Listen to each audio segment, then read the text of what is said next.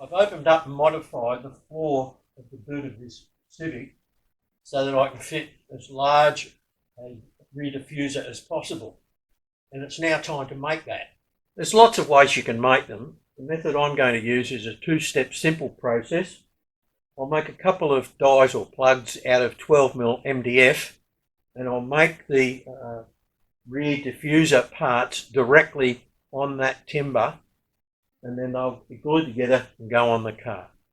Obviously, I want to make it as large and the most effective that I can.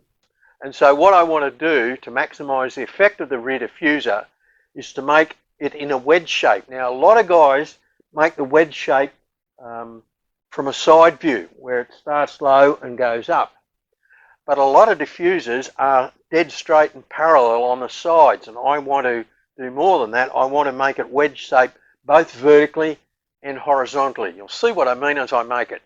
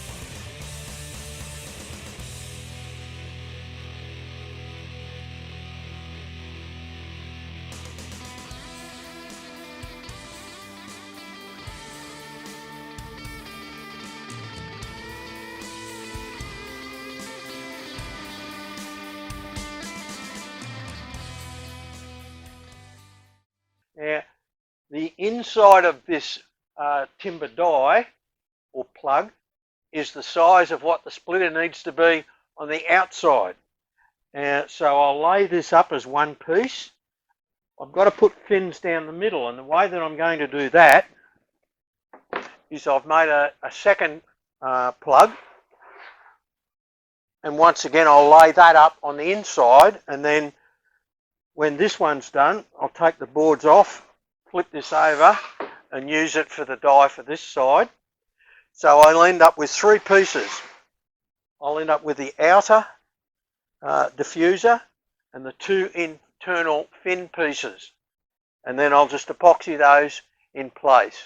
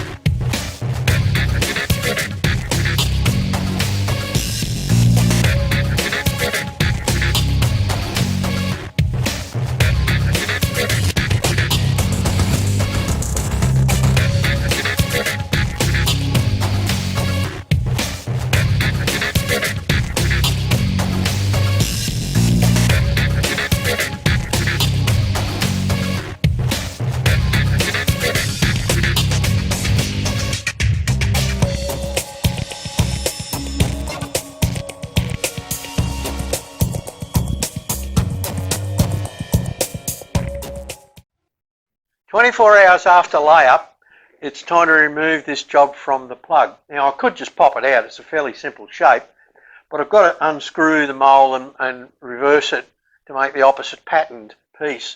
So that's what I'll do. I'll get my cordless drill and undo the sides and take the die off the job rather than the other way around as you normally do.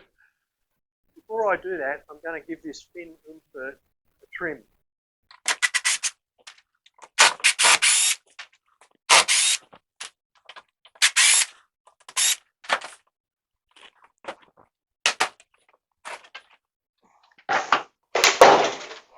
It just fell off. Let's give it a hose and get the PVA off. I'm quite happy with that thickness. It's got the rigidity. Bear in mind this will all get stronger when it's glued to the main body of the diffuser.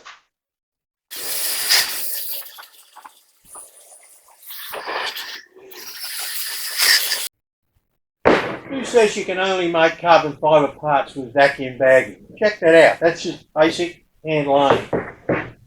That sits there. And I've taken the timber plug, turned the baseboard upside down, put the pins back on, and I'm ready to make the second of these in it. I won't bore you with the manufacture of it because it's the exact same process as this one. My next job is to make the main diffuser body, and I'm looking forward to that, and then I'll bring all three pieces together. You may or may not notice that I've changed the back of it. It used to go straight out as a big wedge. Luckily for me, a friend of mine pointed out that it's not a free-for-all as far as the width of these things go under the rules that I'm racing, that you're limited, the width of this is limited to the measurement from inside one tyre to the other on the back, and I was about 100 mil over it. Luckily, where the rear diffuser went through the bumper bar that I cut, it was the right width, so I've just squared that up, and that'll come up fine. I'm just waxing this now, and then later today I'll give it a coat of PVA, and we can do the hand wet layup of this rear diffuser in carbon fibre. This is a really easy thing to do, and I would suggest that it's a great first project for someone who hasn't done any hand laying with carbon fibre. It's fairly foolproof. None of this carbon fibre stuff, of course, is cheap because the materials are fairly exotic.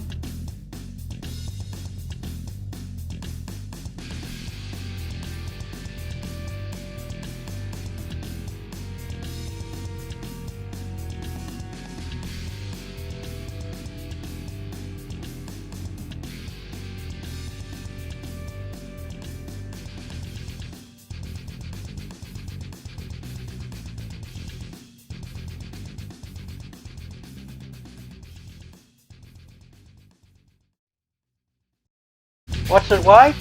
Just 5 kilos. Thanks for watching. See you in the next episode.